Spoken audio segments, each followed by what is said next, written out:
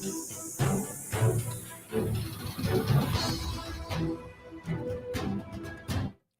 ਸ਼੍ਰੀ ਅਕਾਲ। ਤੁਸੀਂ ਜੁੜੇ ਹੋਏ ਹੋ ਪੰਜਾਬੀ ਰੇਡੀਓ USA ਦੇ ਨਾਲ ਤੇ ਮੈਂ ਹਾਂ ਪ੍ਰਵੀਨ ਸ਼ਰਮਾ ਲੈ ਕੇ ਹਾਜ਼ਰ ਹਾਂ ਪ੍ਰੋਗਰਾਮ ਖਬਰ ਤੇ ਨਜ਼ਰ। ਖਬਰ ਤੇ ਨਜ਼ਰ ਪ੍ਰੋਗਰਾਮ ਦੇ ਵਿੱਚ ਕੀ ਅਹਿਮ ਤੇ ਕੀ ਖਾਸ ਖਬਰਾਂ ਨੂੰ ਲੈ ਕੇ ਚਰਚਾ ਕਰਨ ਦੇ ਲਈ ਜੁੜ ਚੁੱਕੇ ਨੇ ਦੀਪਕ ਸ਼ਰਮਾ ਚਨਾਰਥਲ ਜੀ। ਸ਼ਰਮਾ ਜੀ, ਸਤਿ ਸ਼੍ਰੀ ਅਕਾਲ। ਸਵਾਗਤ ਹੈ ਜੀ ਪੰਜਾਬੀ ਰੇਡੀਓ USA ਤੇ। ਸਤਿ ਸ਼੍ਰੀ ਅਕਾਲ ਪ੍ਰਵੀਨ ਜੀ, ਸਾਰੇ ਸਰੋਤਿਆਂ ਨੂੰ, ਦਰਸ਼ਕਾਂ ਨੂੰ ਮੇਰੀ ਪਿਆਰ ਭਰੀ ਸਤਿ ਸ਼੍ਰੀ ਅਕਾਲ ਜੀ। ਅੱਗੇ ਵਧਣ ਤੋਂ ਪਹਿਲਾਂ ਧੰਨਵਾਦ ਕਰਦੇ ਚਲੀਏ ਸਪਾਂਸਰਸ ਦਾ, ਜਿਹੜੇ ਜ਼ਰੀਆ ਬਣਦੇ ਨੇ ਇਹਨਾਂ ਪ੍ਰੋਗਰਾਮਾਂ ਨੂੰ ਤੁਹਾਡੇ ਤੱਕ ਪਹੁੰਚਾਉਣ ਦੇ ਲਈ। ਖਾਲਸਾ ਇੰਸ਼ੋਰੈਂਸ ਏਜੰਸੀ ਵਾਲੇ, ਜਿਨ੍ਹਾਂ ਤੋਂ ਤੁਸੀਂ ਹਰ ਤਰੀਕੇ ਦੀ ਇੰਸ਼ੋਰੈਂਸ ਲੈ ਸਕਦੇ ਹੋ। ਇੰਸ਼ੋਰੈਂਸ ਬਾਰੇ ਪਤਾ ਕਰਨ ਦੇ ਲਈ ਇਹਨਾਂ ਦਾ ਨੰਬਰ ਹੈ 408 272 2500।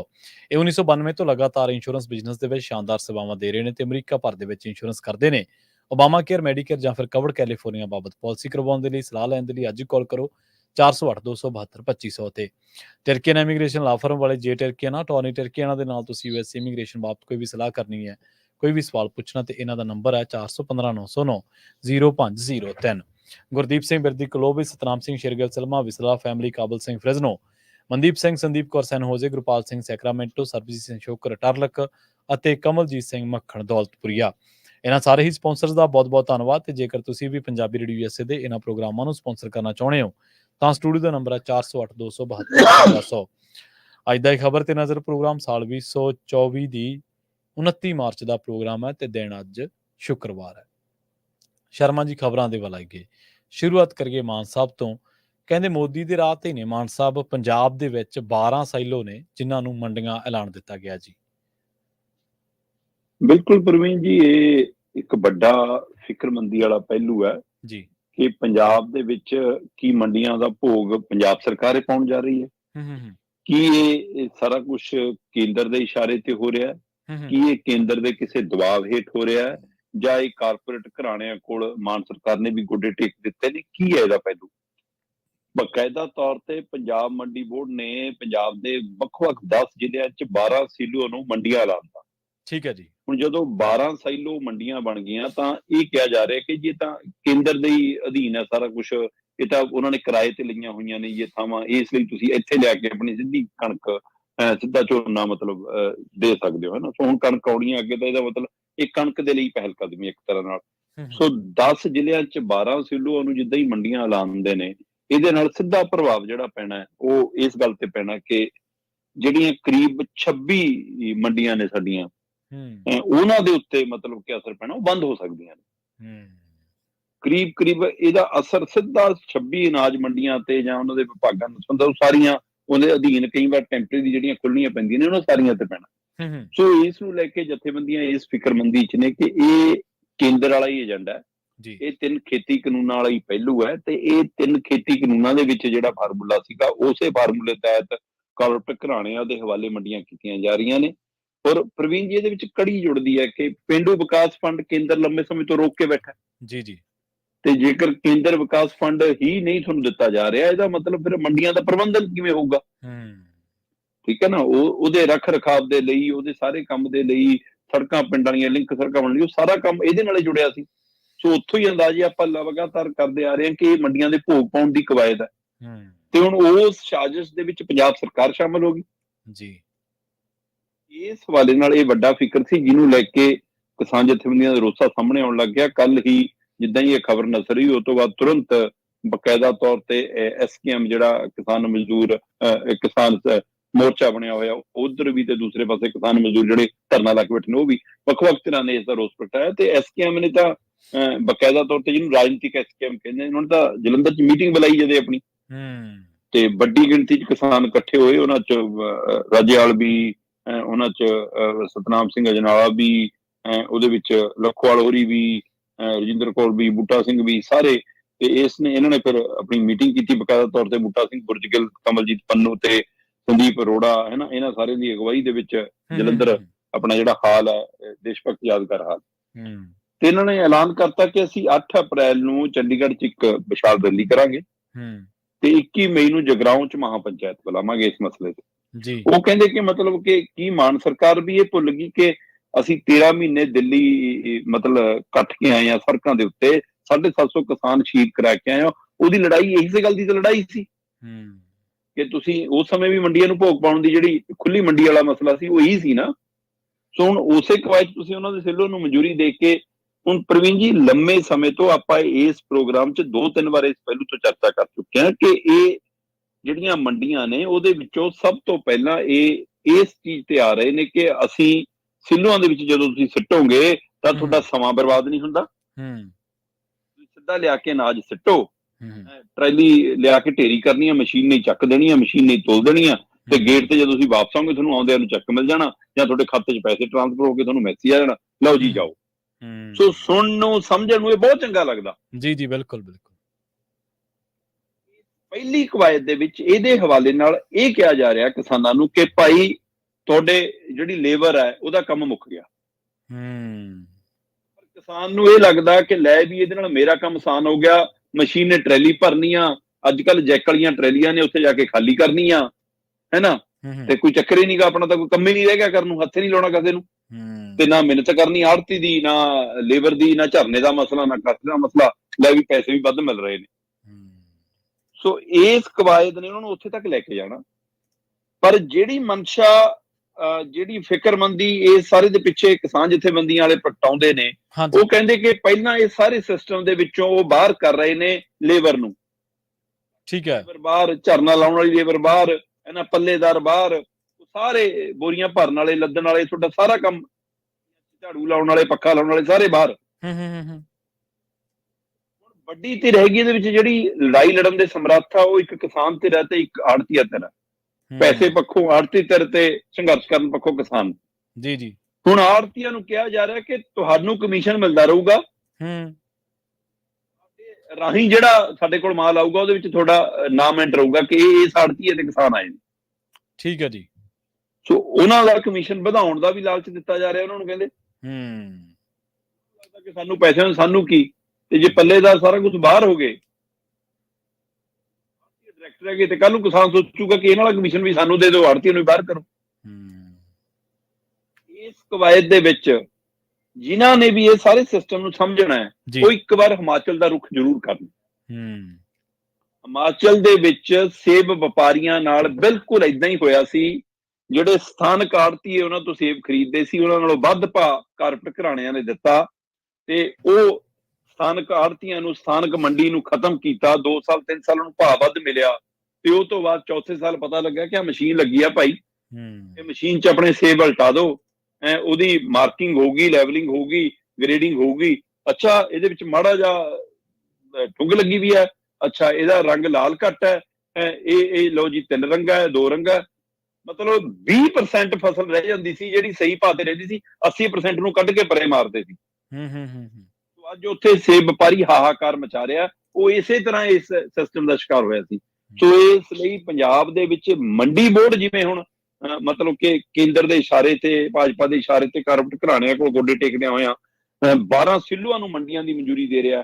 ਇਸ ਨੂੰ ਲੈ ਕੇ ਕਿਸਾਨ ਜਥੇਬੰਦੀਆਂ ਕਹਿੰਦੀਆਂ ਕਿ ਸਿੱਧਾ ਮੰਡੀਆਂ ਦੇ ਸਿਸਟਮ ਦਾ ਭੋਗ ਪਾ ਕੇ ਸਾਡੀ ਜਿਹੜੀ ਇੱਕ ਚੇਨ ਬਣੀ ਆ ਰਹੀ ਹੈ, ਆੜਤੀ ਨਾਲ ਰਿਸ਼ਤਾ, ਪੱਲੇਦਾਰ ਨਾਲ ਰਿਸ਼ਤਾ, ਉਹਦੇ ਨਾਲ ਕਿੰਨਿਆਂ ਦੇ ਘਰ ਚੱਲਦੇ ਨੇ, ਤੇ ਇਹ ਵਪਾਰੀਆਂ ਨੂੰ ਸੌਂਪਣੀ ਹੈ। ਉਸੇ ਕਾਨੂੰਨ ਦੇ ਤਹਿਤ ਇਹ ਕਾਰਵਾਈ, ਇੱਕ ਤਰ੍ਹਾਂ ਨਾਲ ਕਾਨੂੰਨ ਵਾਪਸ ਲੈ ਕੇ ਵੀ ਉਹਨੂੰ ਅੱਗੇ ਵਧਾਇਆ ਜਾ ਰਿਹਾ। ਉਹ 'ਚ ਮਾਨ ਸਰਕਾਰ ਵੀ ਭਾਜਪਾ ਦੇ ਰਾਹ ਤੇ ਤੁਰ ਪਈ ਹੈ, ਮੋਦੀ ਦੇ ਰਾਹ ਤੇ ਤੁਰ ਪਈ ਹੈ। ਸੋ ਇਸ ਲਈ ਇਹਦਾ ਵਿਰੋਧ ਕਰਾਂਗੇ। ਕਹਿੰਦੇ 21 ਨੂੰ ਜਗਰਾਉਂ 'ਚ ਮਹਾਰੈਲੀ ਕਰਾਂਗੇ, ਉਸ ਤੋਂ ਪਹਿਲਾਂ 8 ਨੂੰ ਚੰਡੀਗੜ੍ਹ ਕਰਾਂਗੇ। ਇਹ ਕਿਤੇ ਨਾ ਕਿਤੇ ਕਾਰਪੋਰੇਟ ਘਰਾਣਿਆਂ ਨੂੰ ਸੌਂਪਣਾ, ਬਾਅਦ 'ਚ ਉਹਨਾਂ ਨੇ ਵੀ ਉੱਥੇ ਗ੍ਰੇਡਿੰਗ ਵਾਲੀਆਂ ਮਸ਼ੀਨਾਂ ਲਾਉਣੀਆਂ ਕਿ ਅੱਛਾ ਦਾਣਾ ਮੌਜੂ ਹੈ ਤੁਹਾਡਾ, ਇਹ ਟੁੱਟਿਆ ਹੋਇਆ ਹੈ, ਇਹ 'ਚ ਨਵੀਂ ਵੱਧ ਹੈ, ਤੇ ਕਹਿੰਦੇ ਫਿਰ ਜਾਇਓ ਘਰਾਂ ਨੂੰ। ਸੋ ਇਸ ਸਥਿਤੀ 'ਚ ਕਹਿੰਦੇ ਆਉਣ ਤੋਂ ਪਹਿਲਾਂ ਹੀ ਜਾਗ ਜਾਓ। ਇੱਕ ਕੋਸ਼ਿਸ਼ ਹੈ, ਪਰ ਤੁਹਾਨੂੰ ਧਿਆਨ ਹੋਣਾ, ਦਿੱਲੀ ਤੋਂ ਪਰਤਣ ਤੋਂ ਬਾਅਦ ਵੀ ਪੰਜਾਬ 'ਚ ਜਿਹੜੇ 2 ਸਿੱਲੋ ਚੱਲ ਰਹੇ ਸੀ, ਉੱਥੇ ਵੱਡੀਆਂ ਗਿਣਤੀ 'ਚ ਟਰੈਲੀਆਂ ਜਾ ਕੇ ਖੜ ਗਈਆਂ ਸੀ।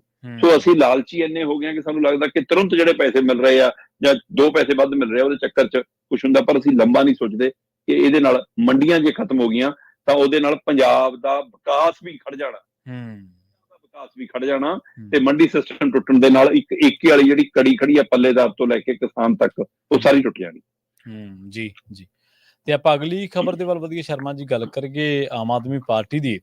ਆਮ ਆਦਮੀ ਪਾਰਟੀ ਕਹਿੰਦੇ ਖੌਫ 'ਚ, ਪਰ ਮੁੱਖ ਮੰਤਰੀ ਖਾਮੋਸ਼ ਨੇ ਜੀ। ਬਿਲਕੁਲ ਜੀ, ਇਸ ਨੂੰ ਲੈ ਕੇ ਆਮ ਆਦਮੀ ਪਾਰਟੀ ਦੇ ਅੰਦਰ ਹੀ ਬੁਖਲਾਹਟ ਜ਼ਿਆਦਾ ਅੱਜ ਦੀ ਵਿੱਚ। ਜੀ ਜੀ।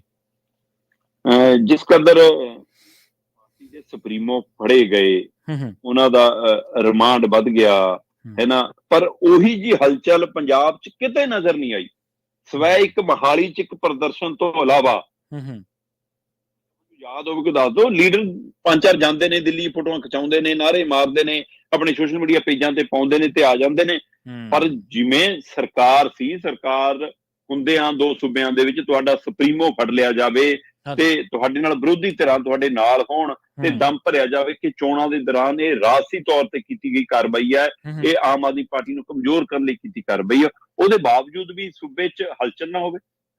ਸੋ ਇਸ ਨੂੰ ਲੈ ਕੇ ਸਾਰਿਆਂ 'ਚ ਕਿ ਕੀ ਇਹ ਪਾਰਟੀ ਡਰ ਗਈ ਐਮਐਲਏਆਂ 'ਚ, ਵਰਕਰਾਂ 'ਚ, ਮੰਤਰੀਆਂ 'ਚ, ਮੁੱਖ ਮੰਤਰੀ ਤੱਕ ਇਹ ਖੌਫ ਆ ਗਿਆ ਕਿ ਬਾਈ ਸਾਨੂੰ ਬਚਾਓ। ਕਿਉਂਕਿ ਪ੍ਰਵੀਨ ਜੀ ਆਪਾਂ ਪਿਛਲੇ 3 ਦਿਨਾਂ ਤੋਂ ਇਸ ਗੱਲ ਦੀ ਗੱਲ ਕਰ ਰਹੇ ਹਾਂ ਕਿ ਕੇਂਦਰ ਦੀ ਈਡੀ ਪੰਜਾਬ ਦੇ ਵਿੱਚ ਅਮਰੂਦ ਘਟਾਲੇ ਰਾਹੀਂ ਦਾਖਲ ਹੋ ਕੇ ਸ਼ਰਾਬ ਘਟਾਲੇ ਤੇ ਆ ਕੇ ਖੜ ਗਈ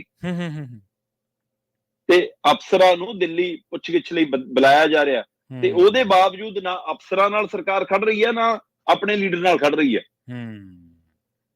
ਤਰੀਕੇ ਵਾਲਾ ਐਲਾਨ ਠੀਕ ਹੈ, ਉਹ ਤਾਂ ਇੰਡੀਆ ਗੱਠਜੋੜ ਨੇ ਵੀ ਕੀਤਾ ਹੋਇਆ, ਸ਼ਾਮਲ ਨੇ।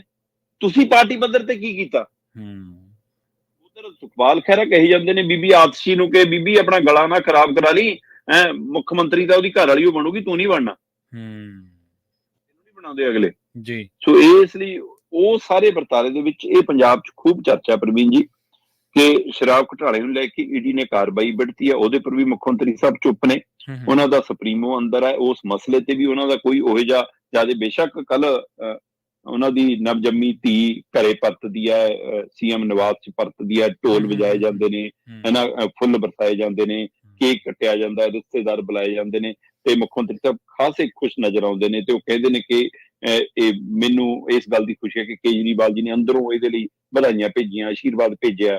ਉਹ ਕਹਿੰਦੇ ਕਿ ਉਹਨਾਂ ਨੇ ਪਿਤਾ ਬਣ ਕੇ ਸਾਡਾ ਵਿਆਹ ਕਰਾਇਆ ਸੀ, ਇਸ ਲਈ ਉਹਨਾਂ ਦਾ ਆਸ਼ੀਰਵਾਦ ਆਉਣਾ ਇਸ ਬੱਚੇ ਲਈ ਬਹੁਤ ਲਾਹੇਵੰਦ ਹੈ। ਨਿਆਮਤ ਕੌਰ ਮਾਣ ਕੇ ਨਿਆਮਤ ਹੈ, ਰੱਬ ਦੀ ਦਾਤ ਹੈ, ਵਾਹਿਗੁਰੂ ਦੀ ਦਾਤ ਹੈ। ਉਸ ਤੋਂ ਕਹਿੰਦੇ ਇੱਕ ਗਾਣੇ ਚੋਂ ਸਾਨੂੰ ਸ਼ਬਦ ਮਿਲਿਆ ਸੀ ਉਹ ਨਾਂ ਰੱਖਿਆ, ਇਹਦਾ ਜ਼ਿਕਰ ਤਾਂ ਕੀਤਾ ਉਹਨਾਂ ਨੇ। ਇਹ ਗੱਲ ਮੀਡੀਆ 'ਚ ਵੀ ਨਸਰ ਹੋਈਆਂ, ਵੀਡੀਓ ਕਲਿੱਪ ਵੀ ਆ ਗਏ। ਪਰ ਪਾਰਟੀ ਜਿਸ ਸਥਿਤੀ 'ਚੋਂ ਲੰਘ ਰਹੀ ਹੈ, ਅਫਸਰਸ਼ਾਹੀ ਜਿਸ ਮੁਸ਼ਕਲ 'ਚ ਘਿਰੀ ਹੈ, ਕਹਿੰਦੇ ਜਿਸ ਕਦਰ ਅਫਸਰਾਂ ਨੂੰ ਇਕੱਲੇ ਛੱਡਤਾ, ਉਧਰ ਈਡੀ ਪੁੱਛਗਿੱਛ ਕਰੀ ਜਾਂਦੀ ਹੈ, ਛਾਪੇਮਾਰੀਆਂ ਹੋਈ ਜਾਂਦੀਆਂ, ਅਫਸਰਾਂ ਨੂੰ ਲਵਾਰਸ ਛੱਡਤਾ ਤੇ ਅਫਸਰ ਕਹਿੰਦੇ ਇਸ ਖੌਫ 'ਚ ਅਫਸਰ ਉੱਥੇ ਕਹਿੰਦੇ ਫਿਰ ਸਰਕਾਰੀ ਗਵਾਹ ਬਣ ਸਕਦੇ ਨੇ। ਅਗਲੇ ਨੇ ਤਾਂ ਆਪਣੀ ਚੌੜੀ ਬਚਾਉਣੀ, ਉਹ ਤਾਂ ਕਹਿਣਗੇ ਜੀ ਸਰਕਾਰ ਨੇ ਸਾਨੂੰ ਕੰਮ ਕਰਨ ਲਈ ਦਿੱਤਾ ਸੀ, ਅਸੀਂ ਕੰਮ ਕਰਤਾ ਜੀ, ਸਾਡਾ ਕੀ ਕਸੂਰ ਹੈ? ਸਰਕਾਰ ਨੇ ਸਾਨੂੰ ਪਾਲਿਸੀ ਲਿਆ ਕੇ ਦਿੱਤੀ ਸੀ ਕਿ ਇਹਦੇ ਹਿਸਾਬ ਨਾਲ ਅੱਗੇ ਵਧੋ, ਅਸੀਂ ਉਹਦੇ ਹਿਸਾਬ ਨਾਲ ਅੱਗੇ ਵਧ ਗਏ ਜੀ। ਅਗਲੇ ਤਾਂ ਆਪਣਾ ਪੱਖ ਬਚਾਉਣਗੇ ਨਾ ਫਿਰ। ਤੇ ਜੇ ਉਹ ਸਰਕਾਰੀ ਗਵਾਹ ਬਣਦੇ ਨੇ ਫਿਰ ਸੇ ਕਿਹਦੇ ਤੱਕ ਆਊਗਾ? ਸੋ ਕੀ ਮੁੱਖ ਮੰਤਰੀ ਸਾਹਿਬ ਦੀ ਚੁੱਪੀ ਆਪਣੇ ਆਪ ਨੂੰ ਬਚਾਉਣ ਲਈ ਆ? ਕੀ ਇਹਦੇ ਕੋਈ ਰਾਜਨੀਤਿਕ ਮਾਇਨੇ ਵੀ ਨੇ? ਦੂਸਰੇ ਧਿਰ ਦੇ ਵੱਲ ਜਿਹਦੇ ਵੱਲੋਂ ਮੰਨਿਆ ਜਾਂਦਾ ਕਿ ਉਹਨਾਂ ਦੀ ਵੀ ਅਮਿਤ ਸ਼ਾਹ ਨਾਲ ਚੰਗੀ ਬਣਦੀ ਆ, ਕੀ ਉਹ ਉਸ ਕਵਾਇਦ ਦਾ ਕੋਈ ਹਿੱਸਾ? ਪਰ ਇਹਦੇ ਨਾਲ ਪੰਜਾਬ ਦੇ ਐਮਐਲਏ ਤੇ ਮੰਤਰੀਆਂ 'ਚ ਡਰ ਬਹੁਤ ਹੈ ਜੀ। ਵਿਧਾਇਕ ਕਈ ਆਪਾਂ ਗੱਲ ਪਹਿਲਾਂ ਵੀ ਕਰ ਚੁੱਕੇ ਹਾਂ ਕਿ ਕਈ ਰੂਪੋਸ਼ ਹੋ ਗਏ ਸੀ, ਕਈਆਂ ਨੇ ਫੋਨ ਚੱਕਣੋਂ ਹਟ ਗਏ ਸੀ। ਸੋ ਸਥਿਤੀ ਅਜੇ ਵੀ ਤਨਾਲੀ ਬਣੀ ਹੋਈ, ਉਹਨੂੰ ਲੱਗੀ ਜਾਂਦਾ ਕਿ ਪਤਾ ਨਹੀਂ 1 ਜੂਨ ਤੋਂ ਪਹਿਲਾਂ ਕਿਤੇ ਇੱਧਰੋਂ ਸਾਨੂੰ ਇਕੱਠਿਆਂ ਕਰਕੇ ਲੈ ਜਾਵੇ। ਪਰ ਇਹ ਖਾਮੋਸ਼ੀ ਕਈ ਸਵਾਲ ਪੈਦਾ ਕਰਦੀ ਹੈ ਪ੍ਰਵੀਨ ਜੀ। ਜੀ ਤੇ ਅਗਲੀ ਖਬਰ ਦੇ ਵੱਲ ਵਧੀਆ ਗੱਲ ਕਰੀਏ ਸ਼ਰਮਾ ਜੀ, ਆਪ ਦੇ ਦਾਅਵੇ ਦੀ। ਇਹ ਕਹਿੰਦੇ ਮਾਨ ਨੇ ਕਿਲਾਬੰਦੀ ਕਰ ਲਈ ਹੈ, ਹੁਣ ਸਾਨੂੰ ਤਾਂ ਨਹੀਂ ਕੋਈ ਹੱਥ ਲਾ ਸਕਦਾ। ਬਿਲਕੁਲ ਪ੍ਰਵੀਨ ਜੀ, ਇਹ ਇੱਕ ਗਰੁੱਪ ਹੈ ਜਿਹੜਾ ਕਿਹਾ ਜਾਂਦਾ ਕਿ ਦਿੱਲੀ ਵਾਲੀ ਟੀਮਾਂ ਨੇ ਜਿਹੜੀਆਂ ਸਾਰਾ ਸਿਸਟਮ ਚਲਾਉਂਦੀਆਂ ਨੇ। ਵੈਸੇ ਕੇਜਰੀਵਾਲ ਨੂੰ ਜਿਵੇਂ ਈਡੀ ਨੇ ਚੱਕਿਆ ਉਸ ਤੋਂ ਬਾਅਦ ਉਹਨਾਂ ਦੀ ਹਲਚਲ ਵੀ ਮੱਠੀ ਜੀ ਪਈ ਨਜ਼ਰ ਆਉਂਦੀ ਹੈ। ਤੁਸੀਂ ਇਹ ਦੇਖੋ ਕਿ ਪੰਜਾਬ 'ਚ ਪਾਰਟੀ ਪੱਧਰ ਤੇ ਕੋਈ ਵੀ ਚਿੱਠੀ ਜਾਰੀ ਹੁੰਦੀ ਸੀ ਤਾਂ ਉਹ ਸੰਦੀਪ ਪਾਠਕ ਜੀ ਦੇ ਨਾਂ ਹੇਠ ਹੁੰਦੀ ਸੀ ਤੇ ਹੁਣ ਸੰਦੀਪ ਪਾਠਕ ਦਾ ਬਿਆਨ ਇੱਕਾ ਦੁੱਕਾ ਆਇਆ ਕੋਈ? ਉਹੀ ਜੀ ਜੋਰ ਅਜਮਾਇਸ਼ ਸੜਕਾਂ ਤੇ ਲਿਟਦੇ ਉਹ ਵੀ ਨਜ਼ਰ ਨਹੀਂ ਆਇਆ ਜੇ ਕਿਤੇ। ਨਹੀਂ ਨਜ਼ਰ ਆਇਆ, ਬਿਲਕੁਲ ਸਹੀ ਹੈ ਨਾ। ਜਿਹੜੀ ਪਾਰਟੀ ਧਰਨੇ 'ਚ ਜੰਮੀ ਸੀ ਹੁਣ ਤਾਂ ਉਹ ਧਰਨੇ 'ਚੋਂ ਜਾਨ ਵੀ ਨਜ਼ਰ ਨਹੀਂ ਆਈ ਕਿਤੇ। ਸੋ ਇਹ ਸਾਰੇ ਵਰਤਾਰੇ ਤੇ ਪਾਰਟੀ ਦੇ ਲੀਡਰ ਪੰਜਾਬ 'ਚ ਮੁਰਲੀ ਕਤਾਰ ਦੇ ਲੀਡਰ ਨੇ। ਮੈਂ 3 ਦਿਨਾਂ ਤੋਂ ਉਹਨਾਂ ਨਾਲ ਗੱਲ ਹੋ ਰਹੀ ਹੈ, 1-2 ਥਾਵਾਂ ਤੇ ਸਮਾਗਮਾਂ 'ਚ ਮੁਲਾਕਾਤਾਂ ਹੋਈਆਂ ਤੇ ਆਪ ਕਹੀ ਜਾਂਦੇ ਨੇ। ਮੈਂ ਕਿਹਾ ਜੀ ਰਾਘਵ ਚੱਡਾ ਹੁਣ ਕੀ ਦੱਸੀਏ ਜੀ, ਬਸ ਇਹ ਸਮਝ ਲਓ ਫਰਾਰ ਨੇ ਜੀ। ਅੱਛਾ, ਮਤਲਬ ਇਹ ਉਹਨਾਂ ਦੀ ਬੋਲੀ ਹੈ। ਲਾ ਲਓ ਪ੍ਰਵੀਨ ਜੀ, ਅੱਖ ਦਾ ਆਪਰੇਸ਼ਨ ਹੈ, ਕੋਈ ਕਿਡਨੀ ਦਾ ਥੋੜਾ ਹੈ। ਸਹੀ ਗੱਲ ਹੈ, ਬਿਲਕੁਲ ਥੋੜਾ ਹੈ ਨਾ। ਇਹਦੇ ਮਾਇਨੇ ਨੇ। ਸੋ ਇਹ ਸਾਰੇ ਵਰਤਾਰੇ ਦੇ ਵਿੱਚ ਸਭ ਦੀ ਟੇਕ ਭਗਵੰਤ ਮਾਨ ਤੇ ਸੀ ਕਿ ਹੁਣ ਵੱਡਾ ਚਿਹਰਾ ਇਹ ਨੇ, ਵੱਡੇ ਲੀਡਰ ਇਹ ਨੇ, ਸੋ ਇਹ ਪਾਰਟੀ ਸੰਭਾਲ ਸਕਦੇ ਨੇ, ਇਸ ਮੁਸ਼ਕਲ ਚੋਂ ਕੱਢ ਸਕਦੇ ਨੇ। ਸੋ ਉਸ ਨੂੰ ਲੈ ਕੇ ਇੱਕ ਟੀਮ ਕਹਿੰਦੇ ਹੁਣ ਕੰਮ ਕਰ ਰਹੀ ਹੈ। ਉਸ ਆਮ ਆਦਮੀ ਪਾਰਟੀ ਦੀ ਟੀਮ ਨੇ ਇਹ ਦਮ ਭਰਿਆ ਕਿ ਮਾਨ ਸਾਹਿਬ ਨੇ ਇੱਕ ਕਮਾਲ ਦੀ ਰੂਪਰੇਖਾ ਬਣਾਤੀ, ਇਹਦੇ ਨਾਲ ਕਿਲੇਬੰਦੀ ਹੋ ਗਈ, ਹੁਣ ਸਾਡਾ ਕੋਈ ਕੁਝ ਨਹੀਂ ਵਿਗਾੜ ਸਕਦਾ। ਕੱਲ ਪਰਿਵਾਰਕ ਖੁਸ਼ੀਆਂ ਮਨਾਉਣ ਤੋਂ ਬਾਅਦ ਪਤਾ ਲੱਗ ਰਿਹਾ ਕਿ ਟੈਚੀ ਟੂਚੀ ਪੈਕ ਕਰ ਲਿਆ ਸੀ, ਤੇ ਅੱਜ ਜਦੋਂ ਆਪਣਾ ਇਹ ਪ੍ਰੋਗਰਾਮ ਚੱਲ ਰਿਹਾ ਤਦ ਮੈਨੂੰ ਪਤਾ ਲੱਗ ਰਿਹਾ ਕਿ ਪੰਜਾਬ ਦੇ ਵੱਡੀ ਗਿਣਤੀ 'ਚ ਮੰਤਰੀ, ਕੁਝ MLA ਤੇ ਮੁੱਖ ਮੰਤਰੀ ਸਾਹਿਬ ਦਿੱਲੀ ਅੱਪੜ ਗਏ ਨੇ ਜੀ। ਅੱਜ ਦਾ ਪੂਰਾ ਦਿਨ ਦਿੱਲੀ ਤੋਂ ਸਾਰੀ ਰੂਪਰੇਖਾ ਦੇਖਣਗੇ, ਕਿਉਂਕਿ ਰਾਮਲਾ ਮੈਦਾਨ 'ਚ ਅੱਜ ਸਾਰੀ ਤਿਆਰੀ, ਸਾਰਾ ਪ੍ਰਬੰਧ, ਕਿਹਨੇ ਆਉਣਾ, ਕਿਹਨੇ ਕਿੱਥੇ ਠਹਿਰਨਾ, ਬਾਕੀ ਪਾਰਟੀਆਂ ਦੇ ਕਿਹੜੇ ਲੀਡਰ ਆ ਰਹੇ, ਸਟੇਜ ਕਿਵੇਂ ਚਲਾਉਣੀ, ਉਹ ਸਾਰੀਆਂ ਕਾਰਵਾਈਆਂ। ਕਿਉਂਕਿ ਪੰਜਾਬ ਦੇ ਵਿੱਚ 1 ਲੱਖ ਬੰਦੇ ਦੀ ਡਿਊਟੀ ਲਾ ਗਏ ਸੀ, 50,000 ਕਹਿ ਕੇ 25,000 ਤੇ ਗੱਲ ਨਿਬੇੜ ਗਈ ਸੀ ਕਿ 25,000 ਬੰਦਾ ਆ ਜਾਵੇ। ਸੋ 25,000 ਨੂੰ ਲੈ ਕੇ ਲੀਡਰਾਂ 'ਚ ਫਿਕਰ ਜ਼ਰੂਰ ਹੈ, ਇਸ ਲਈ ਉਹ ਆਪ ਪਹਿਲਾਂ ਪਹੁੰਚ ਗਏ ਕਿ ਅਸੀਂ ਤਾਂ ਦੇਖੋ ਜੀ ਉਰੇ ਵੀ ਪ੍ਰਬੰਧ ਕਰਨੇ ਆ, ਪਿੱਛੋਂ ਵਰਕਰ ਆ ਰਹੇ ਹੋਣਗੇ ਜੀ, ਘੱਟ ਆ ਗਏ ਜੀ, ਵੱਧ ਆ ਗਏ, ਕੱਲ ਮਾਰਨਾ ਵੀ ਦੇਣਾ। ਸੋ ਇਸ ਹਵਾਲੇ ਨਾਲ ਕਹਿੰਦੇ ਜੀ ਮੁੱਖ ਮੰਤਰੀ ਸਾਹਿਬ ਦੇ ਲਈ ਇੱਕ ਰੂਪਰੇਖਾ ਲਿਖ ਦਿੱਤੀ ਗਈ ਹੈ ਕਿ 31 ਤੱਕ ਤੁਸੀਂ ਦਿੱਲੀ ਮੋਰਚਾ ਸੰਭਾਲਣਾ, 30 ਤੇ 31 2 ਦਿਨਾਂ 'ਚ ਤੁਸੀਂ ਦਿੱਲੀ ਵਾਲਾ ਸਾਰਾ ਕੁਝ ਦੇਖਣਾ, ਤੇ ਦਿੱਲੀ 'ਚ ਵੱਡੀ ਰੈਲੀ ਦਿਖਾਉਣ ਤੋਂ ਬਾਅਦ 31 ਤਰੀਕ ਨੂੰ ਵਾਪਸ ਆ ਕੇ ਮੁੱਖ ਮੰਤਰੀ ਸਾਹਿਬ ਨੇ ਪੰਜਾਬ ਦੇ MLA ਦੀ ਕਿਲਾਬੰਦੀ ਕਰਨੀ ਹੈ ਜੀ। ਠੀਕ ਹੈ ਜੀ। ਕਿਉਂਕਿ ਅਜੇ ਵੀ ਡਰ ਖੜਾ ਹੈ ਕਿ 3 ਤੋਂ 4 ਲੀਡਰ ਕਦੇ ਵੀ ਛਾਲ ਮਾਰ ਸਕਦੇ। ਇਹ ਨਾ ਹੋਵੇ ਕਿ 31 ਤਰੀਕ ਨੂੰ ਇਹ ਮਹਾ ਰੈਲੀ ਕਰ ਲਏ ਹੋਣ ਤੇ ਕੁਝ ਬੰਦੇ BJP ਦੇ ਪਰਨੇ ਪਵਾ ਰਹੇ ਹੋਣ। ਸੋ ਪਰ ਕਹਿੰਦੇ ਜੀ 31 ਤੱਕ ਤਾਂ ਹੁਣ ਮੁੱਖ ਮੰਤਰੀ ਸਾਹਿਬ ਦਾ ਧਿਆਨ ਦਿੱਲੀ 'ਚ ਆ, ਉਹ ਰੈਲੀ ਸਫਲ ਬਣਾਉਣ ਲਈ ਜੁਟ ਰਹੇ ਨੇ ਤੇ ਦਿੱਲੀ ਨੂੰ ਅੱਪੜ ਗਏ ਨੇ, ਦਿੱਲੀ ਪਹੁੰਚ ਗਏ ਨੇ, ਦਿੱਲੀ ਰਵਾਨਾ ਹੋ ਗਏ ਨੇ। ਜਾਂ ਤੇ ਇੱਧਰ ਕਹਿੰਦੇ 31 ਨੂੰ ਵਾਪਸ ਆ ਕੇ ਉਹਨਾਂ ਨੇ ਤੈਅ ਕੀਤਾ ਕਿ ਮੈਂ ਪੰਜਾਬ ਦੇ ਸਾਰੇ ਆਮ ਆਦਮੀ ਪਾਰਟੀ ਦੇ MLA ਨਾਲ ਬੈਠਕ ਕਰੂੰਗਾ, 1 to 1 ਬੈਠਕ ਕਰੂੰਗਾ, ਉਹਨਾਂ ਦੇ ਹਲਕਿਆਂ ਦੇ ਮਸਲੇ ਸੁਣੂੰਗਾ ਤੇ ਉਹਨਾਂ ਦੇ ਹੱਲ ਦੇ ਲਈ ਮੈਂ ਕੋਸ਼ਿਸ਼ਾਂ ਕਰੂੰਗਾ ਤੇ ਉਹਨਾਂ ਨੂੰ ਲੋਕ ਸਭਾ ਚੋਣਾਂ ਲਈ ਤਿਆਰ ਕਰੂੰਗਾ ਤੇ ਉਹ ਪਾਰਟੀ ਨਾ ਬਦਲਣ, ਦਲ ਨਾ ਬਦਲਣ, ਉਹਨਾਂ ਦੀਆਂ ਉਹ ਨਾਰਾਜ਼ਗੀਆਂ ਦੂਰ ਕਰੂੰਗਾ। ਸੋ ਇਸ ਲਈ ਆਮ ਆਦਮੀ ਪਾਰਟੀ ਦੇ ਅੰਦਰੋਂ ਇਹ ਵੀ ਕਿਹਾ ਜਾ ਰਿਹਾ ਕਿ ਨਹੀਂ ਜੀ ਮੁੱਖ ਮੰਤਰੀ ਸਾਹਿਬ ਨੇ ਕਿਲਾਬੰਦੀ ਕਰ ਲਈ ਹੈ, ਇਹ ਵਿਰੋਧੀਆਂ ਦੀਆਂ ਅਫਵਾਹਾਂ ਨੇ ਕਿ ਉਹ ਬੋਲਦੇ ਨਹੀਂ ਗੇ, ਉਹ ਕੁਝ ਕਰਦੇ ਨਹੀਂ ਗੇ, ਉਹ ਡਰੇ ਹੋਏ ਨੇ, ਉਹ ਖੌਫ 'ਚ ਨੇ, ਜਾਂ ਉਹਨਾਂ ਦੀ ਪਾਰਟੀ ਖੌਫ 'ਚ, ਇਹੋ ਜਿਹਾ ਕੁਝ ਨਹੀਂਗਾ ਜੀ। 31 ਤਰੀਕ ਨੂੰ ਅਸੀਂ ਦਿਖਾਵਾਂਗੇ ਕਿ ਆਮ ਆਦਮੀ ਪਾਰਟੀ 'ਚ ਕਿੰਨੀ ਜਾਨ ਹੈ, ਤੇ 31 ਤੋਂ ਬਾਅਦ ਪੰਜਾਬ 'ਚ ਆ ਕੇ ਮੁੱਖ ਮੰਤਰੀ ਸਾਹਿਬ ਸਾਰੇ MLA ਨਾਲ ਫਿਰ ਬੈਠਕ ਕਰਨਗੇ, ਤੋਂ ਇਕੱਲੇ ਨਾਲ 1 to 1 ਕਰਨਗੇ ਤੇ ਉਹਨਾਂ ਨੂੰ ਲੋਕ ਸਭਾ ਚੋਣਾਂ ਲਈ ਤਿਆਰ ਰਹਿਣ ਲਈ ਕਹਿਣਗੇ ਤੇ ਪਾਰਟੀ ਨਾ ਬਦਲਣ ਇਹਦੇ ਲਈ ਵੀ ਸਮਝਾ ਬੁਝਾ ਲੈਣਗੇ। ਕਹਿੰਦੇ ਅੱਛਾ ਜੀ। ਹਾਂਜੀ, ਕਿਲਾਬੰਦੀ ਤਾਂ ਚਲੋ ਇਸ ਤਰੀਕੇ ਦੀ ਤਾਂ ਹੋ ਜੂਗੀ, ਪਰ ਜਿਹੜੇ ਲੋਕ ਜਾ ਰਹੇ ਨੇ ਉਹਨਾਂ ਨੂੰ ਰੋਕਣ ਦੇ ਲਈ ਕਿਹੜੀ ਕਿਲਾਬੰਦੀ ਹੈ, ਕਿਹੜੀ ਚੀਜ਼? ਪ੍ਰਵੀਨ ਜੀ, ਕਿਸੇ ਨੂੰ ਨਹੀਂ ਪਤਾ। ਆਪਾਂ ਤੁਹਾਨੂੰ ਧਿਆਨ 'ਚ ਹੋਵੇ ਕਿ ਆਪਾਂ ਇੱਕ ਸਰਵੇ ਦਾ ਜ਼ਿਕਰ ਕੀਤਾ ਸੀ ਕਿ ਆਹ ਬੰਦਾ ਇਸ ਪਾਰਟੀ 'ਚੋਂ ਸਭ ਤੋਂ ਮੂਹਰੇ ਹੈ, ਦੀ ਟਿਕਟ ਪੱਕੀ ਹੈ, ਜਿਵੇਂ ਆਪਾਂ ਜਲੰਧਰ ਵਾਲੀ ਸ਼ਸ਼ੀਰ ਰਿੰਕੂ ਦੀ ਮੰਨੀ ਸੀ, ਹੈ ਨਾ। ਇਸੇ ਤਰ੍ਹਾਂ ਆਪਾਂ ਖੰਡੂਰ ਸਾਹਿਬ ਤੋਂ ਰਾਣਾ ਗੁਰਜੀਤ ਹੋਰਾਂ ਦੀ ਆਪਾਂ ਗੱਲ ਕਰ ਰਹੇ ਸੀਗੇ ਨਾ, ਕਿ ਉਹ ਪੱਕੀ ਮੰਨੀ ਜਾ ਰਹੀ ਹੈ। ਹੁਣ ਉਹ ਕਹਿੰਦੇ ਪੱਕੀ ਤਾਂ ਹੈਗੀ ਹੈ, ਪਰ ਪਤਾ ਨਹੀਂ ਕਾਂਗਰਸ 'ਚ ਆ ਕੇ ਭਾਜਪਾ 'ਚ ਉਹਦੀ ਰੌਲਾ ਪਈ ਜਾਂਦਾ, ਹੈ ਨਾ। ਸੋ ਇਸ ਲਈ ਕਦੋਂ ਕਿਹਨੇ ਕਿੱਧਰ ਨੂੰ ਉੱਡ ਜਾਣਾ ਕਿਸੇ ਦਾ ਨਹੀਂ ਪਤਾ। ਅਜੇ ਵੀ ਮਤਲਬ ਕਿ ਖਾਸੇ ਖਤਰੇ ਖੜੇ ਨੇ। ਚੰਦੂ ਮਾਜਰੇ ਉਹਨਾਂ ਦਾ ਫਿਰ ਰੌਲਾ ਪੈਣ ਲੱਗ ਪਿਆ, ਰੱਖੜੇ ਪਰਿਵਾਰ ਦਾ ਰੌਲਾ ਪੈਣ ਲੱਗ ਪਿਆ। ਸੋ ਇਸ ਲਈ ਇਹ ਚਰਚਾਵਾਂ ਫਿਰ ਬਾਰ-ਬਾਰ ਕਿਉਂ ਜ਼ੋਰ ਫੜਦੀਆਂ ਨੇ? ਕੋਈ ਤਾਂ ਕਾਰਨ ਹੋਣਗੇ ਨਾ ਜਿਹੜੇ ਨਾਮ ਬਾਰ-ਬਾਰ ਆਉਂਦੇ ਨੇ। ਜੀ ਜੀ। ਇਸ ਲਈ ਅਜੇ ਪੰਜਾਬ 'ਚ ਕਿਹਨੇ ਕਿੱਧਰ ਜਾਣਾ ਕਿਸੇ ਨੂੰ ਨਹੀਂ ਪਤਾ ਜੀ। ਜੀ ਬਿਲਕੁਲ। ਤੇ ਸ਼ਰਮਾ ਜੀ, ਅਗਲੀ ਖਬਰ ਦੇ ਵੱਲ ਵਧੀਏ, ਗੱਲ ਕਰੀਏ ਪਾਵਰਕਾਮ ਦੀ। ਪਾਵਰਕਾਮ ਕਰਜ਼ਾਈ ਹੈ ਕਹਿੰਦੇ, ਤੇ ਪੰਜਾਬ ਗਰਮੀਆਂ 'ਚ ਬਿਜਲੀ ਨੂੰ ਤਰਸੇਗਾ, ਪਰ ਇਹ ਤਾਂ ਕਹਿੰਦੇ ਸੀ ਅਸੀਂ ਥਰਮਲ ਮੁੱਲ ਲਿਆ, ਹੁਣ ਤਾਂ ਬਿਜਲੀ ਦੀ ਘਾਟ ਹੀ ਨਹੀਂ ਰਹਿਣ ਦੇਣੀ। ਪ੍ਰਵੀਨ ਜੀ, ਥਰਮਲ ਪਲਾਂਟ ਖਰੀਦ ਲਿਆ, ਅਸੀਂ ਲੋਕਾਂ ਨੂੰ ਕਰੋੜਾਂ ਦੀ ਬਿਜਲੀ ਮੁਫਤ ਦਿੰਦੇ ਹਾਂ ਕਿਉਂਕਿ ਸਾਨੂੰ ਪੈਸੇ ਜਟਾਉਣੇ ਆਉਂਦੇ ਨੇ, ਖਜ਼ਾਨਾ ਭਰਨਾ ਆਉਂਦਾ। ਇਹ ਸਾਰੀਆਂ ਹਵਾਈ ਗੱਲਾਂ ਕਰਨੀਆਂ ਬਹੁਤ ਆਸਾਨ ਨੇ। ਹਾਲਤ ਇਹ ਹੈ ਕਿ ਪੰਜਾਬ ਦੀ ਪਾਵਰਕਾਮ ਇਸ ਵਾਰ ਬਾਹਰੋਂ ਪ੍ਰਾਈਵੇਟ ਬਿਜਲੀ ਖਰੀਦਣ ਦੇ ਲਈ ਵੀ ਕਰਜ਼ਾ ਚੁੱਕਣ ਦੇ ਲਈ ਮਜਬੂਰ ਹੋ ਜਾਊਗੀ। ਤੇ ਜੇ ਉਹਨੂੰ ਕਰਜ਼ਾ ਨਾ ਮਿਲਿਆ, ਕਿਉਂਕਿ ਉਹ ਆਪ ਇੰਨੀ ਕਰਜ਼ਾਈ ਹੈ, ਕਈ ਵਾਰ ਅਗਲੇ ਕਹਿਣਗੇ ਤੁਸੀਂ ਤਾਂ ਬਲੈਕ ਲਿਸਟ ਹੋ, ਤੁਹਾਨੂੰ ਕਰਜ਼ਾ ਕਿੱਥੋਂ ਦਈਏ, ਫਿਰ ਕੀ ਕਰੋਗੇ? ਵੈਸੇ ਪਿਛਲੇ ਦਿਨਾਂ 'ਚ ਵੀ, ਸਰਦੀਆਂ 'ਚ ਵੀ ਪਹਿਲੀ ਵਾਰ ਪੰਜਾਬ 'ਚ ਲੰਮੇ ਸਮੇਂ ਬਾਅਦ ਦੇਖਣ ਨੂੰ ਮਿਲਿਆ ਕਿ ਬਿਜਲੀ ਦੇ ਕੱਟ ਲੱਗਦੇ ਨੇ।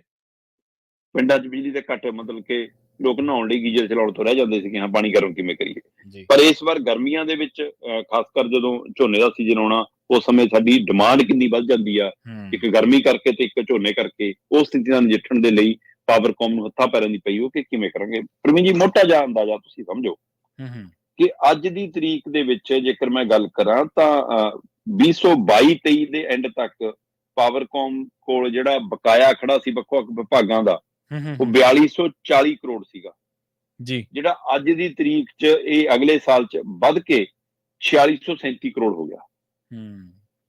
4637 ਕਰੋੜ 24 ਫਰਵਰੀ ਤੱਕ। ਤੁਸੀਂ ਇੱਥੇ ਅੰਦਾਜ਼ਾ ਲਾ ਲਓ ਕਿ 24 ਫਰਵਰੀ ਤੱਕ 4637 ਕਰੋੜ ਸਾਡਾ ਬਕਾਇਆ ਖੜਾ। ਹੁਣ ਇਸ 4637 ਕਰੋੜ ਦੇ ਵਿੱਚੋਂ ਤੁਸੀਂ ਜੇਕਰ ਸਮਝਣਾ ਹੋਵੇ ਤਾਂ ਮੈਂ ਜ਼ੋਨ ਵਾਈਜ਼ ਵੀ ਤੁਹਾਨੂੰ ਦੱਸ ਦਿੰਦਾ ਤੇ ਮੈਂ ਵੈਸੇ ਵਿਭਾਗ ਵਾਈਜ਼, ਇਹਦੇ ਵਿੱਚੋਂ 4637 ਕਰੋੜ ਚੋਂ ਸਰਕਾਰੀ ਵਿਭਾਗਾਂ ਦਾ ਹੀ 2764 ਕਰੋੜ ਹੈ ਤੇ ਹੋਰ ਖਪਤਕਾਰਾਂ ਦਾ 1837 ਕਰੋੜ। ਮਤਲਬ ਸਰਕਾਰੀ ਵਿਭਾਗਾਂ ਨੇ ਹੀ ਲਗਭਗ 3000 ਕਰੋੜ ਦੇਣਾ। ਤੇ ਉਹ ਮੁੱਖ ਮੰਤਰੀ ਸਾਹਿਬ 1 ਨਵੰਬਰ ਵਾਲੀ ਬੈਠਕ 'ਚ ਕੀ ਕਹਿੰਦੇ ਸੀ, ਤੁਹਾਨੂੰ ਦੇਤੀ ਨਾ ਸਾਰੀ ਸਬਸਿਡੀ। ਹਾਂਜੀ ਹਾਂਜੀ, ਸਰਕਾਰ ਨੇ ਕੱਲੀ ਸਬਸਿਡੀ ਵਾਲੇ ਪੈਸੇ ਦੇ ਕੇ ਥੋੜਾ ਵਿਭਾਗ ਚਲਾਉਣਾ। ਜੇ ਤੁਹਾਡੇ ਬਾਕੀ ਵਿਭਾਗ ਬਿੱਲੇ ਨਹੀਂ ਅਦਾ ਕਰ ਰਹੇ, ਇਮਾਨਦਾਰੀ ਦੀਆਂ ਗੱਲਾਂ। ਕਾਂਗਰਸ ਦੇ ਟਾਈਮ ਵੀ ਵਿਭਾਗ ਇਹੀ ਕੁਝ ਕਰਦੇ ਸੀ, ਅਕਾਲੀਆਂ ਦੇ ਟਾਈਮ ਵੀ ਇਹੀ ਕੁਝ ਕਰਦੇ ਸੀ, ਤੁਹਾਡੇ ਟਾਈਮ ਵੀ ਇਹੀ ਕੁਝ ਕਰੀ ਜਾਂਦੇ। ਹੁਣ ਇੱਥੋਂ ਲਓ, ਆਹ ਲਓ ਜੀ, ਕਹਿੰਦੇ 2764 ਕਰੋੜ ਸਰਕਾਰੀ ਵਿਭਾਗਾਂ ਕਹਿੰਦੀ ਬਕਾਇਆ ਖੜਾ। ਪ੍ਰਵੀਨ ਜੀ, ਇਹ ਚੋਂ 2764 ਕਰੋੜ ਚੋਂ 2550 ਕਰੋੜ ਰੁਪਈਆ ਮਤਲਬ ਕਿ ਸਿਰਫ 2-3 ਵਿਭਾਗਾਂ ਕੰਨੀ ਉਹ ਖੜਾ ਹੈ। ਮਤਲਬ 92% ਲਾ ਲਓ ਕਿ ਬਾਕੀ ਵਿਭਾਗਾਂ ਤਾਂ ਗੱਲੇ ਛੱਡੋ। ਠੀਕ ਹੈ ਜੀ।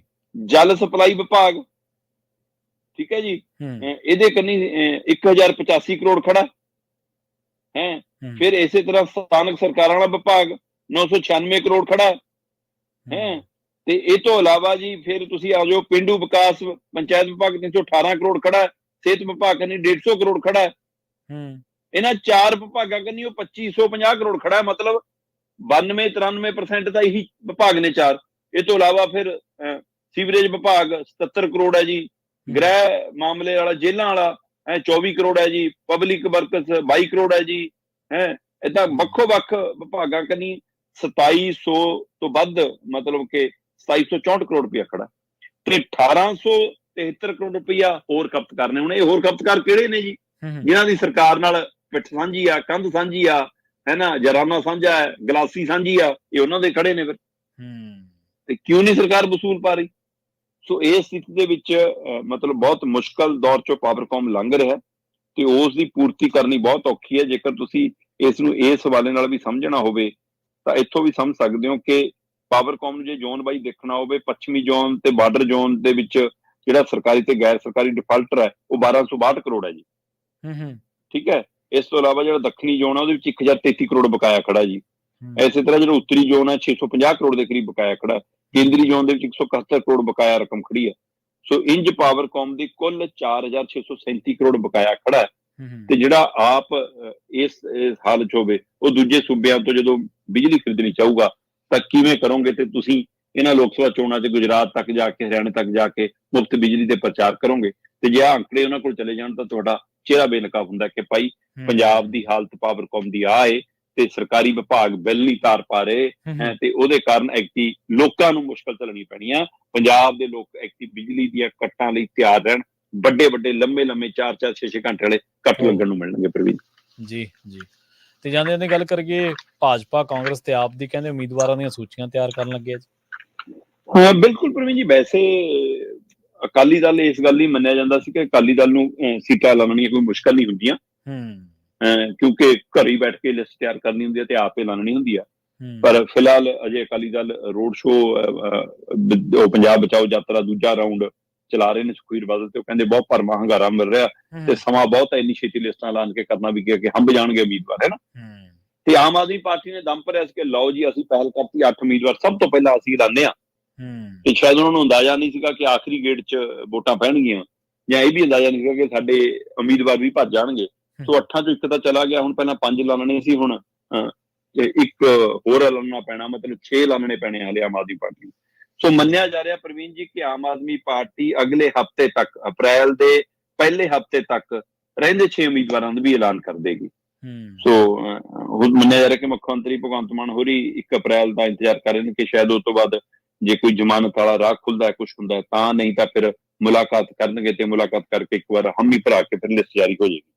ਇਹ ਮੰਨਿਆ ਜਾ ਰਿਹਾ। ਤੇ ਦੂਸਰੇ ਪਾਸੇ ਭਾਜਪਾ ਦੀ ਵੀ ਲਗਭਗ ਕਾਫੀ ਤਿਆਰੀ ਮੰਨੀ ਜਾ ਰਹੀ ਹੈ ਕਿ ਭਾਜਪਾ ਨੇ 5-4 ਹਲਕੇ ਤਾਂ ਲਗਭਗ ਤੈਅ ਹੀ ਕਰ ਲਏ ਨੇ ਕਿ ਲੁਧਿਆਣੇ ਤੋਂ ਬਿੱਟੂ ਨੂੰ ਦੇ ਦੇਣੀ ਆ, ਪਟਿਆਲੇ ਤੋਂ ਪਰਨੀਤ ਕੌਰ ਨੂੰ ਦੇ ਦੇਣੀ ਆ, ਜਲੰਧਰ ਤੋਂ ਰਿੰਕੂ ਨੂੰ ਦੇ ਦੇਣੀ ਆ, ਅੰਮ੍ਰਿਤਸਰ ਤੋਂ ਤਰਨਜੀਤ ਸੰਧੂ ਨੂੰ ਦੇ ਦੇਣੀ ਆ।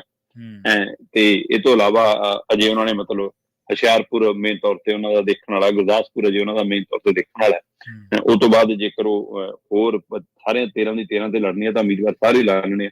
ਉਹਦੇ ਲਈ ਉਹਨਾਂ ਦੀ ਇੱਕ ਦੋ ਹੋਰ ਲੀਡਰਾਂ ਤੇ ਨਜ਼ਰ ਵੀ ਹੈਗੀ ਆ।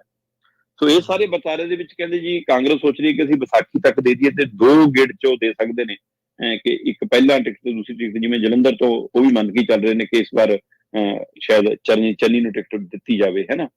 ਤੇ ਲੁਧਿਆਣੇ ਨੂੰ ਲੈ ਕੇ ਉਹ ਭਾਰਤ ਭੂਸ਼ਣ ਆਸ਼ੂ ਬਾਰੇ ਵੀ ਸੋਚ ਰਹੇ ਨੇ, ਜਿਹਨੂੰ ਭਾਜਪਾ ਦੇਣ ਬਾਰੇ ਪਹਿਲਾਂ ਸੋਚ ਰਹੀ ਸੀ। ਬੈਂਸ ਭਰਾਵਾਂ ਨੂੰ ਵੀ ਕਾਂਗਰਸ ਨੂੰ ਸ਼ਾਮਲ ਕਰਨ ਬਾਰੇ ਸੋਚ ਰਹੀ ਹੈ ਨਾ, ਕਿ ਉਹਨਾਂ ਨੂੰ ਅਸੀਂ ਇੱਧਰ ਲਿਆਈਏ। ਤੇ ਇੱਧਰ ਮਨੀਸ਼ ਤਿਵਾੜੀ ਅਜੇ ਵੀ ਕਹਿੰਦੇ ਜਾਂ ਲੁਧਿਆਣੇ ਦੇ ਦਿਓ ਜਾਂ ਚੰਡੀਗੜ੍ਹ ਦੇ ਦਿਓ, ਤੇ ਪਰ ਉਹ ਕਹਿ ਤਾਂ ਜੇ ਕਾਂਗਰਸ ਨੂੰ ਰਹੇ ਨੇ, ਪਰ ਚਰਚਾ ਇਹ ਹੈ ਕਿ ਬੀਜੇਪੀ ਵੀ ਉਹਨਾਂ ਦਾ ਨਾਂ ਸੋਚੀ ਜਾਂਦੀ ਹੈ ਕਿ ਜੇ ਆਪਾਂ ਇਹਨੂੰ ਚਾਹੇ ਚੰਡੀਗੜ੍ਹ ਜਾਂ ਲੁਧਿਆਣੇ ਤੋਂ ਦੇ ਦਈਏ ਤਾਂ ਕੀ ਹੋਊਗਾ। ਪਰ ਕਹਿੰਦੇ ਲੁਧਿਆਣੇ ਤਾਂ ਬਿੱਟੂ ਲਈ ਤੈਅ ਕਰ ਲਿਆ ਬੀਜੇਪੀ ਨੇ ਜੀ। ਸੋ ਇਸ ਲਈ ਕਹਿੰਦੇ ਜੀ ਹੁਣ ਇਹ ਚੰਡੀਗੜ੍ਹ ਬਚਦਾ, ਅਨੰਦਪੁਰ ਸਾਹਿਬ ਤੋਂ ਲੜਨਾ ਨਹੀਂ ਚਾਹੁੰਦੇ ਉਹ। ਸੋ ਇਸ ਲਈ ਉਹਨਾਂ ਦੀ ਵੀ ਖਾਸੀ ਚਰਚਾ ਕਿ ਉਹ ਕਿੱਧਰ ਜਾਂਦੇ ਨੇ। ਸੋ ਕਾਂਗਰਸ ਦੀ ਸੂਚੀ ਵਿਸਾਖੀ ਦੇ ਨੇੜੇ ਤੇੜੇ 2 ਗੇੜਾਂ 'ਚ ਵੀ ਆ ਸਕਦੀ ਹੈ, ਤੇ ਭਾਜਪਾ ਦੀ ਸੂਚੀ ਵੀ 10 ਅਪ੍ਰੈਲ ਦੇ ਤੱਕ ਆਉਣ ਦੀ ਸੰਭਾਵਨਾ ਬਣ ਗਈ ਹੈ। ਤੇ ਆਮ ਆਦਮੀ ਪਾਰਟੀ ਵੀ ਪਹਿਲੇ ਹਫ਼ਤੇ ਦੇ ਵਿੱਚ ਕਹਿੰਦੇ ਆਪਣੇ ਉਮੀਦਵਾਰ ਐਲਾਨ ਦੇਵੇਗੀ, ਤੇ ਅਕਾਲੀ ਦਲ ਜਿੱਦਣ ਚਾਹੇਗਾ ਉਦੋਂ ਐਲਾਨ ਦੇਵੇਗਾ। ਤੇ ਪਰ ਅਕਾਲੀ ਦਲ ਨੂੰ ਜੇ ਫਿਕਰ ਹੈ ਕਿ ਉਹਨਾਂ ਦੇ ਵੀ ਜਿਹੜੇ ਉਮੀਦਵਾਰ ਐਲਾਨਣੇ ਆ ਉਹਨਾਂ 'ਚੋਂ ਇੱਕ ਦੋ ਜਿਹੜੇ ਬੀਜੇਪੀ ਦੇ ਸੰਪਰਕ 'ਚ ਨੇ, ਇਹ ਨਾ ਹੋਵੇ ਕਿ ਐਲਾਨਣ ਤੋਂ ਬਾਅਦ ਸ਼੍ਰੀ ਰਿੰਕੂ ਬਣ ਜਾਣ, ਇਸ ਲਈ ਕਹਿੰਦੇ ਜਾਂ ਤਾਂ ਪਹਿਲਾਂ ਚਲੇ ਜਾਣ ਫਿਰ ਅਸੀਂ ਉਮੀਦਵਾਰ ਐਲਾਨੀਏ। ਸੋ ਲਗਭਗ ਤਿਆਰੀ ਸਾਰਿਆਂ ਦੀ ਹੈ ਜੀ, ਮਤਲਬ ਕੱਚਾ ਕੰਮ ਸਾਰਿਆਂ ਨੇ ਕੀਤਾ ਹੋਇਆ, ਉਸਨੂੰ ਪੱਕਾ ਰੂਪ ਦੇਣ 'ਚ ਇਸ ਲਈ ਵੀ ਆਰਾਮ ਨਾਲ ਨੇ ਕਿ ਆਖਰੀ ਗੇੜ 'ਚ ਵੋਟਾਂ ਨੇ। ਸੋ ਪੰਜਾਬ ਵੀ ਇਸ ਗੱਲ ਦਾ ਇੰਤਜ਼ਾਰ ਕਰ ਰਿਹਾ ਕਿ ਫਿਰ ਹਲਕਾ ਬਾਈ ਅੰਦਾਜ਼ੇ ਲੱਗਣਗੇ ਪ੍ਰਵੀਨ ਜੀ, ਜਦੋਂ ਉਮੀਦਵਾਰ ਮੈਦਾਨ 'ਚ ਆ ਜਾਣ। ਜੀ ਜੀ। ਸ਼ਰਮਾ ਜੀ, ਇਹਨਾਂ ਖਾਸ ਖਬਰਾਂ ਤੇ ਖਾਸ ਜਾਣਕਾਰੀਆਂ ਦੇ ਲਈ ਤੁਹਾਡਾ ਬਹੁਤ ਬਹੁਤ ਧੰਨਵਾਦ। ਬਹੁਤ ਸ਼ੁਕਰੀਆ ਪ੍ਰਵੀਨ ਜੀ। ਜੀ ਪ੍ਰੋਗਰਾਮ ਖਬਰ ਤੇ ਨਜ਼ਰ ਨੂੰ ਆਪਾਂ ਇੱਥੇ ਸਮਾਪਤ ਕਰਾਂਗੇ। ਤੁਹਾਡਾ ਸਾਰਿਆਂ ਦਾ ਬਹੁਤ ਧੰਨਵਾਦ। ਸਤਿ ਸ੍ਰੀ ਅਕਾਲ। ਜੁੜੇ ਰਹੋ ਪੰਜਾਬੀ ਰੇਡੀਓ USA ਦੇ ਨਾਲ।